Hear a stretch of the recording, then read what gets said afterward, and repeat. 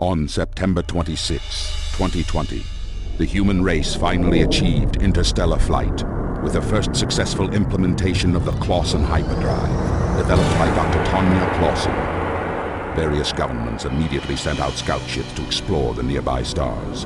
No longer limited to one planet in one solar system, the human race would at last realize its destiny and expand to fill the galaxy.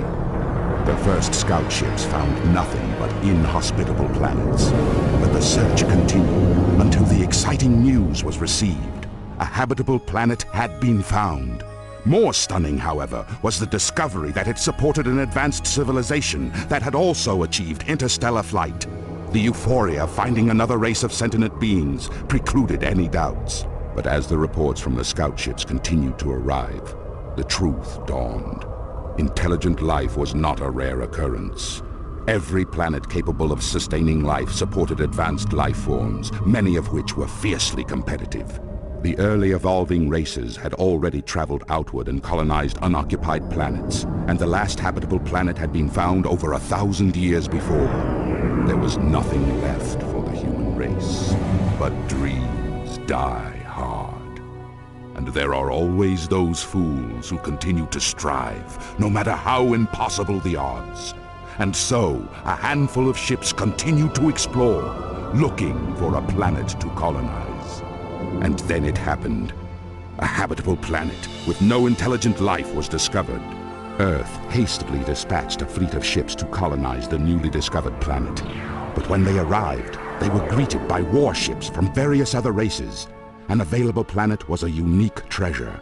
No race was willing to relinquish the planet to any other, and those who tried to run the blockade were annihilated. No single race had a chance against all the others, and there was nothing to offer in exchange for a rare planet. Negotiations ensued, and years later, a compromise is announced. Each race will send one colony ship of a predetermined mass down to the surface of the planet. You will lead the expedition for Earth. Your order is simple. Do whatever it takes to be the dominant race on the new planet. There is no second chance. This is the one opportunity to establish the human race on another planet, and your leadership will determine the future of our colony. This is Enemy Nations, once hailed as the best game you've never played. Building on the work of others, I have compiled it from stale 20-year-old C++ code and resurrected it from the grave. I'm currently testing a cheat build with 20 computer players and no fog of war. Usually you can't just see everything like this. The game was originally released in 1996, but overshadowed by Red Alert, Age of Empires, and Total Annihilation. It was a unique take on the genre, which incorporated more infrastructure and city building. It was more than ahead of its time with procedural world generation, multi-threading support, though CPUs at the time didn't make use of it, production chains with truck-based resource transport, 32-bit graphics, a dynamic alliance system, and a wrapping world map. Even an online mode with voice comms and no player limit. The aim of the game is simple. Conquer your enemies and be the last alive on the planet. You achieve this by building a city base, collecting resources, refining iron plus coal into steel, researching new technologies, exploring to find your enemies, and destroying their buildings. You need apartments and offices to provide workers for your vehicles and buildings. You need power for your factories and research centers. If you have no gas, your vehicles crawl. And if you don't have enough food, your people are starving. As your city expands, you build more weapons and vehicle factories. You train troops at camps and build powerful bunkers to defend choke points. It could be called Red Alert meets Sim City. Normally you wouldn't start by building so many roads, but I'm on an island with no oil and, like I said, I'm cheat testing. David Thielen, the designer and one of the main developers, got a raw deal. Head Games, the publisher, went out of business, while Enemy Nations grossed more than $500,000, which would be over $1 million in 2025 dollars. Windward received no royalties. Windward sued and won, though Windward publicly complained that payment was being delayed. About 9 weeks after the ruling, Activision was still making excuses. Some say Head Games/Activision eventually did pay, but the significant delay and costly dispute cut Windward deep enough to prevent any future Enemy Nations patches. Typical. But dreams die hard. And there are always those fools who continue to strive, no matter how impossible the odds. And so, Thielen posted the source code online for all to see. Years went by without a successful project. Taken up by several groups and several developers, a playable build was never delivered, but not from lack of trying. Compiling decades-old code is hard enough, but as I dug deeper, it became apparent some was missing. More on that later. Not only is there a new build for Enemy Nations, but several decade-old bugs have been fixed. There's a long way to go. The multiplayer isn't functional yet, but I'm not alone, and the source is public. The current build runs on modern Windows hardware. The 32-bit map radar bug has been fixed, several terrain generation bugs have been fixed, and an AI performance bug has been fixed. More than that, more interesting world generation for large maps and improved AI-based city building. After looking into it, it became apparent that the AI cheats hard, and it needs to. Just like me, it makes poor decisions. It makes some good decisions too, but without the help, it lags behind. While there is still a ways to go, it is better about expanding and building more when it's doing well. I've successfully tested on large maps with 20 AI players. It gets slow after about an hour, but that's mainly due to pathing issues which can be solved, and firing logic which checks too many other units instead of a more localized check. Credit where credit is due, and I couldn't have done this without the developers that came before. Extra special thanks to Bobius, your horrible hacks helped me get it to compile, to Marins for the work on GitHub, and King Darius for the help and work on their repo. This video is a test with 20 computer players. It's a test and I'm not playing seriously, but why shouldn't I build a little? This is a cheat build, allowing me to see the entire map. It also lets me land anywhere. This is mostly a stability test, as there's a few performance issues preventing late game with 20 computer players. There seems to be an issue with too many events being created relating to attack responses, and so the AI spends its processing time responding to what appear to be either redundant or irrelevant events.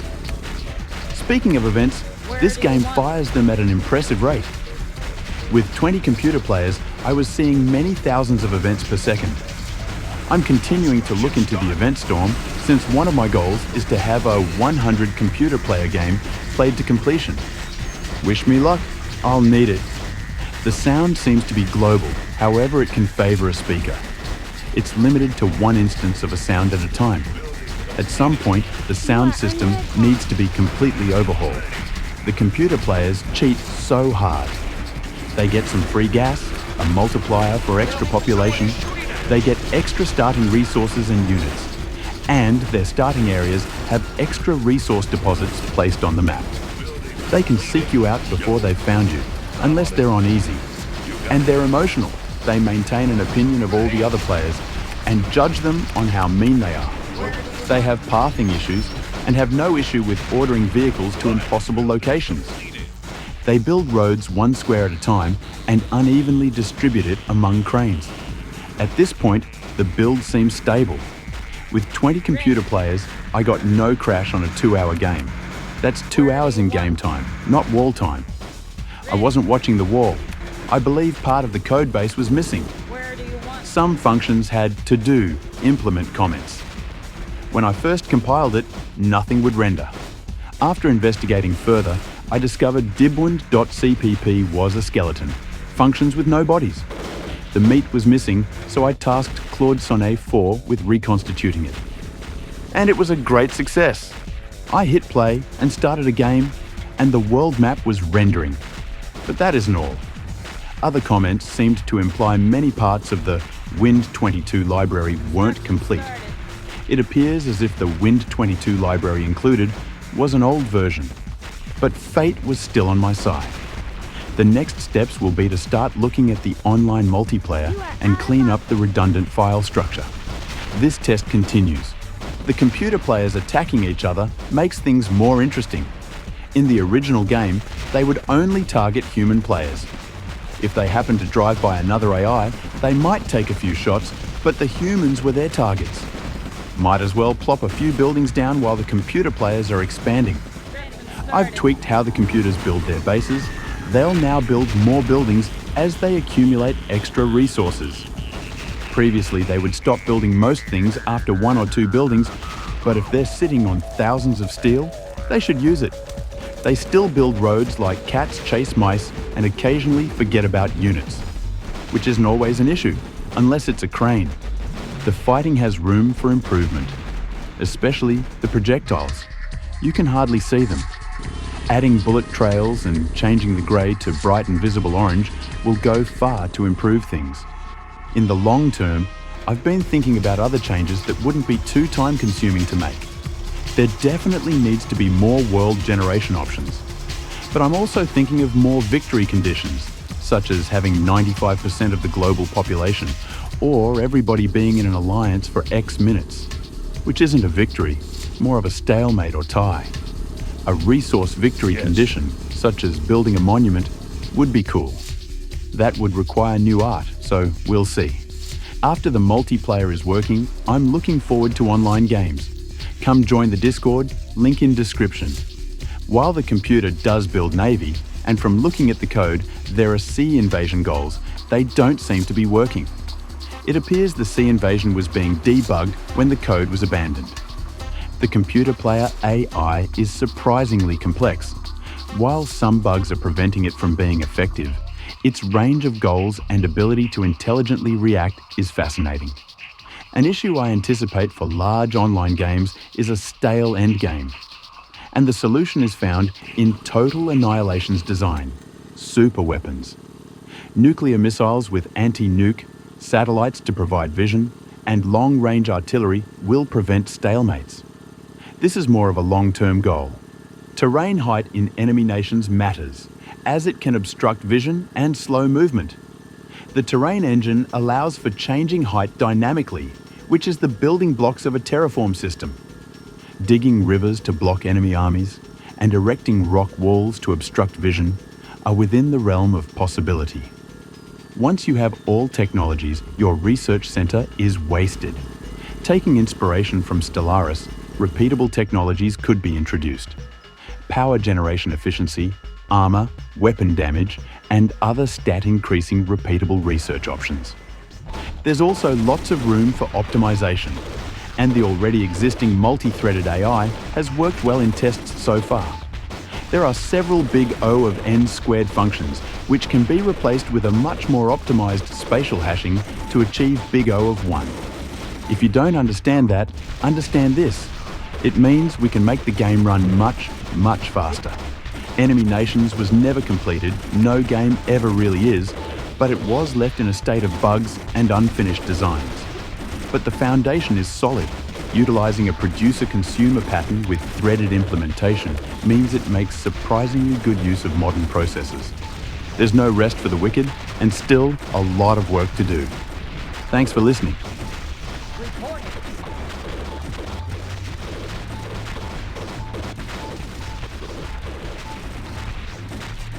Roger. Building completed. Yes. I'm on it. Enemy one. Reporting. On. I'm up. Reporting. Help. Someone is shooting at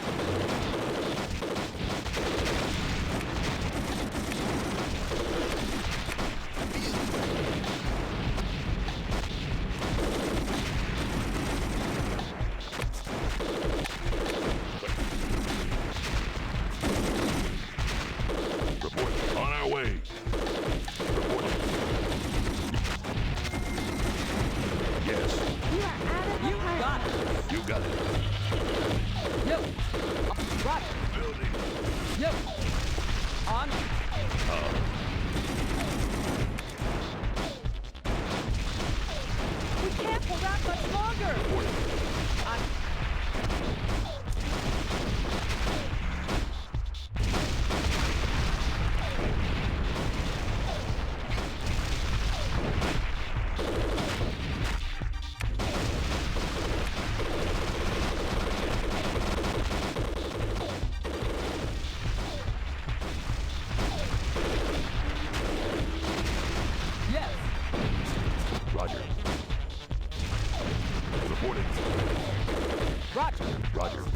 it. I'm on it. Right.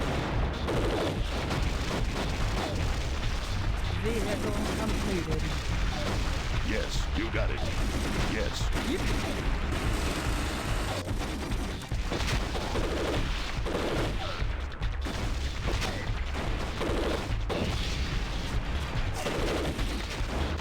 You are out of apartment.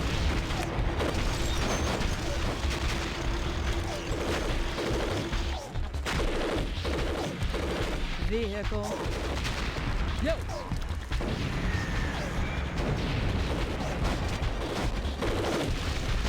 You got it.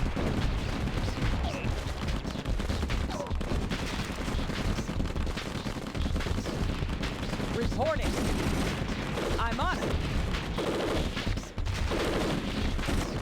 Yep.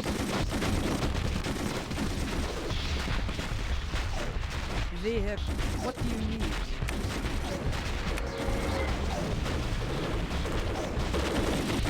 Building completed. What do you need?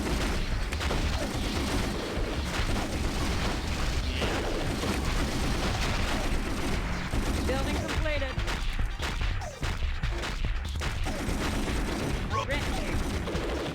Ready. Ready. You are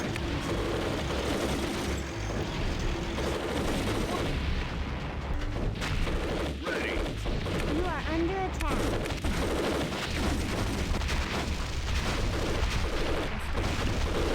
On our way. You. Report. You.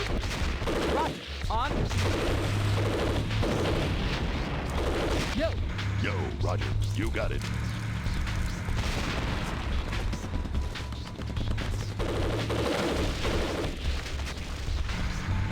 What do you need? Vehicle completed. What?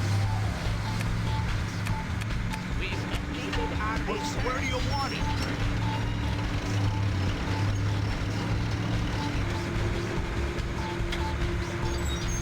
Building repaired. Building completed.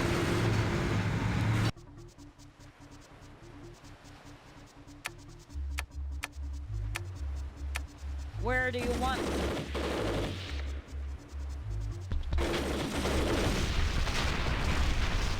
Ready. Ready.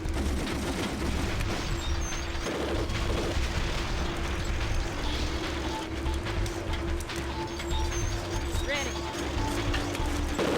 Ah, we're stuck. Construction Ready. started.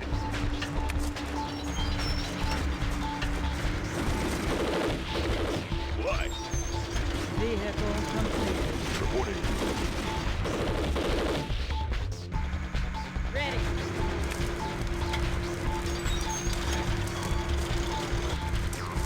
You are out of Ready. material.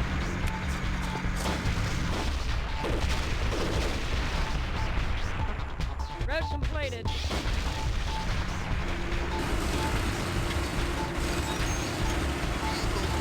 Yo. Reporting.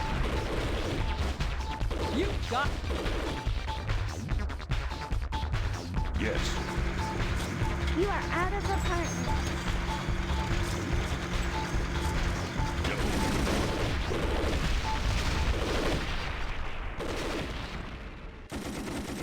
Vehicle completed. Ah. Yo. Right.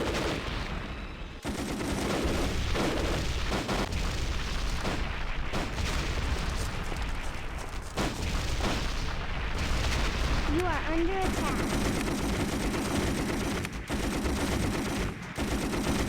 What? Where do you want it?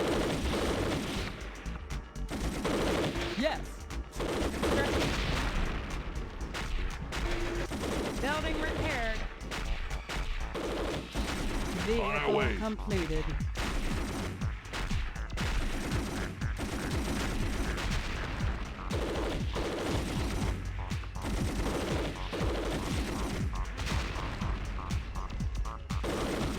Your gas reserves are low.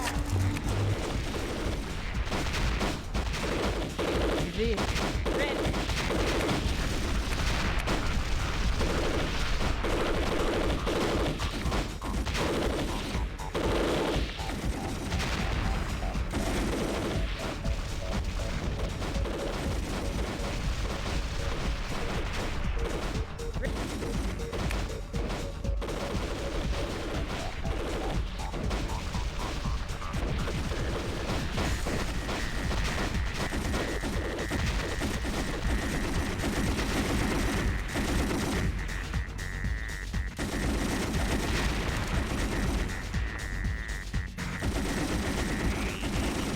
Building complete.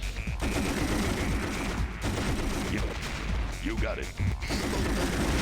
On our I'm on it. I'm on it. rock. On. Reporting. Yo. You.